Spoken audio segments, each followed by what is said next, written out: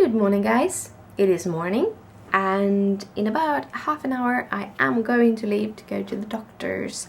It is the painful headache kind of doctor that is my neurologist, brain doctor. All those doctor names are very, very strange. I'm going to talk to her today about kind of migraines and migraine painkillers and stuff like that. Was supposed to go and see her I think a month ago, and I missed the time. Just completely missed the time, which was terrible because I usually don't do those kind of things, and it was really sad. But this time I am all prepared to go. I'm just gonna get some better clothes on. So, good morning, guys. I hope you have an awesome day. So, guys, this week it's Suicide Prevention Awareness Week. Suicide Awareness Week, I think. I kind of wanted to talk about what that means to me because it's a very, very emotional thing.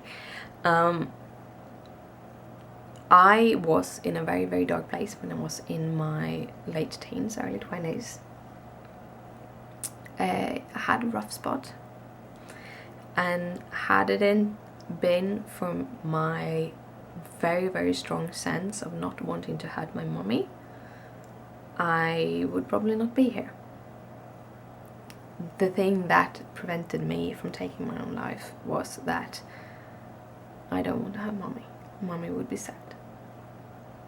It wasn't that I looked forward to life. It wasn't that I cared about myself at all. It was that I didn't want to have my mom.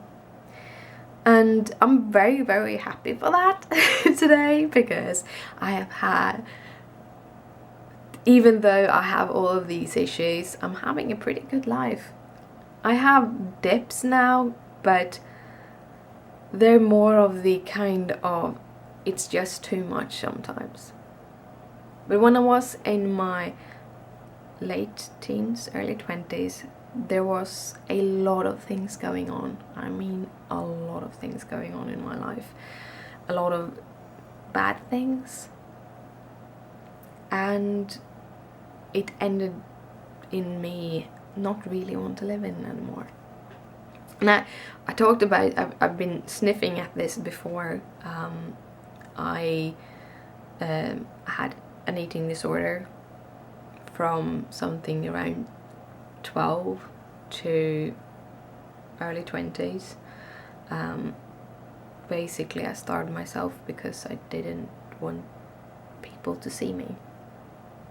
I wanted to slowly disappear, because people who slowly disappear, you don't notice that they're gone, in the same way when someone just takes their life. And that was all a part of it, and it all came tumbling down in my early 20s. I think of my mom. I had moved out. I moved when I was 19. So I moved out and I lived on my own for a while. It was one of those days when I just felt that I can't handle this anymore. So I called my mom and I said, Mom, I can't do this anymore, and I need you to call the doctors and give me the help I need. It's still very emotional because it was tough. And I couldn't do it myself. I didn't have the energy to do it. But my mom called the doctors, and I got to meet the doctor the same day. He gave me some medication that would work immediately. Nothing you eat for a long time, but something that could help me get through the time before I got to meet a proper psychologist. And I got to meet them, and they gave me pills, which helped. I've always been a very driven person, and for me, getting a little bit of help meant a lot of bit of help, because then I could start working through things myself. I didn't get, when I was in my early 20s, I didn't get any psychologist help. I just got medication, and after a year I stopped just taking it because it didn't help me anymore, and I needed to get in contact with the doctor, and I moved and stuff.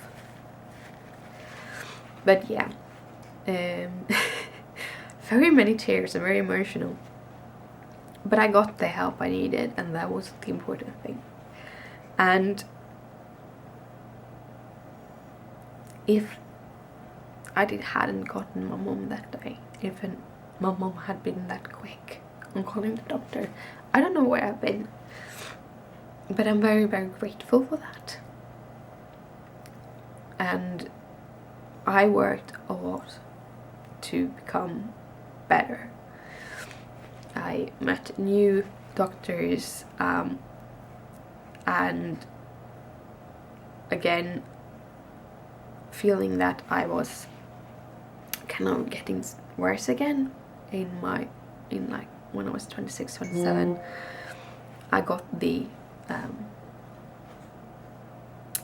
another meeting with a new doctor, and this time I got proper therapy.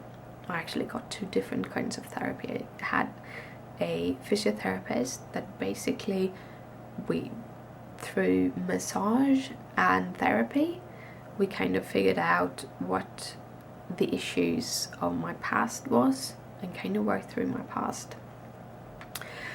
And then I have a therapist, just a therapist who's brilliant, who kind of figured out why I felt as I felt right now, what I could do about it for the future, how I could think about it. I got a lot of good tools to handle all of these things, and I feel much, much better today. Even through having a whole bunch of chronic issues, I still can handle it, which is a big thing. So I'm not on any kind of medication for it, and I haven't been since my early 20s. But I'm feeling good most of the time. And I still have a problem to kind of get to the moment when I start falling, but I can pick myself up much, much, much easier because I had the help. And for anyone who have depression and have problems, go to the doctors. If you feel they don't help you, find another one. A psychologist or a therapist is a very personal thing, and you won't mesh with everyone. I went through, I think, 4 different psychologists until I find them, and therapists, before I found the right therapist that understood me, that knew what I needed to work on to make myself better. It's all about finding your triggers. It's all about cognitive behavioral therapy. For me, it was all about cognitive behavioral therapy. It's different for everyone, but for me, it is finding what makes me depressed, what makes me stressed out. Do have problems with crowded spaces and stuff like that. So I put myself in those places to see if I can get better. So yeah, that's my little story. It's a rough one, but it turned out right. So yeah, suicide prevention, suicide help, awareness, everything. You can get the help you need.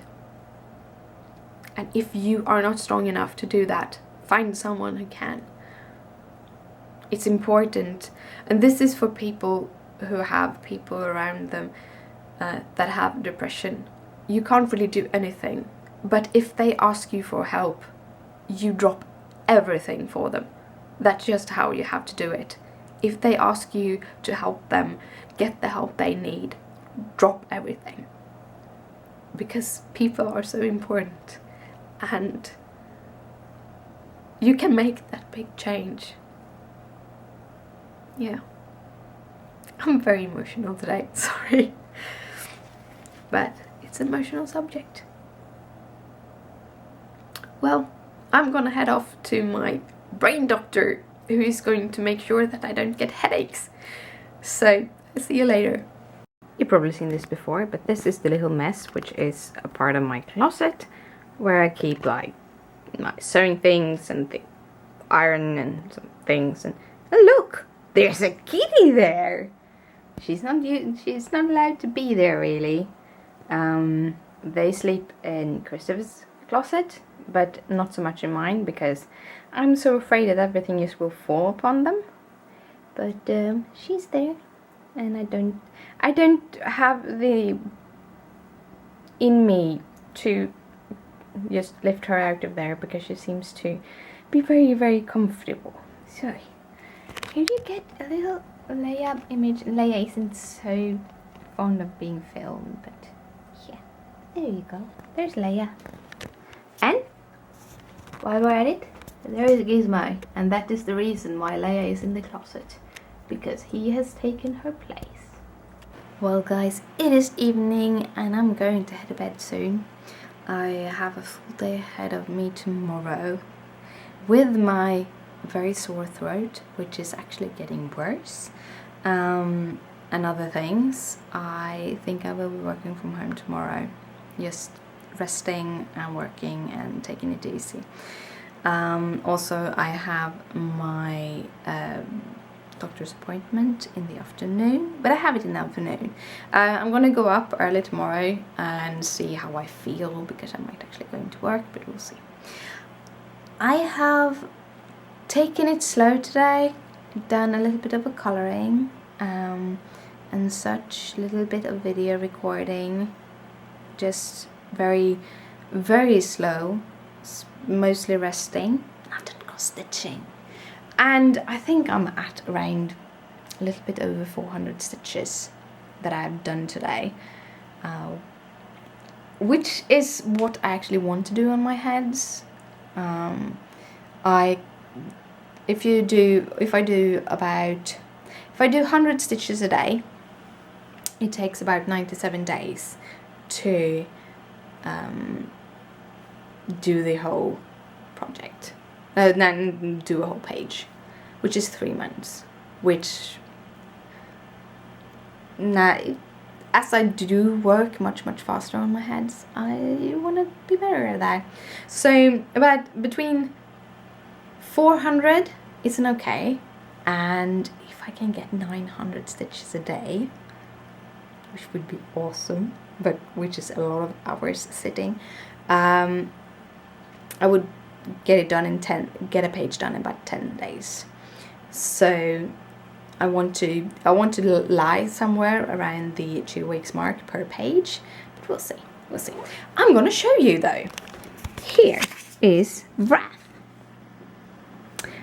I finally gotten her out to play. She's not as orange as she looks in this light, but she's beautiful.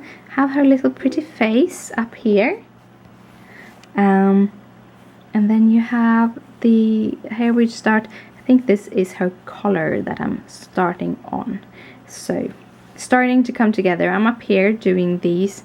It's gonna go this little darker red is going up here too, so it's gonna be awesome. But I am going to say goodnight. I have a few things to do before I head to bed, but I'm saying goodnight now. So good night, sleep tight, don't let the bed bugs bite. Bye!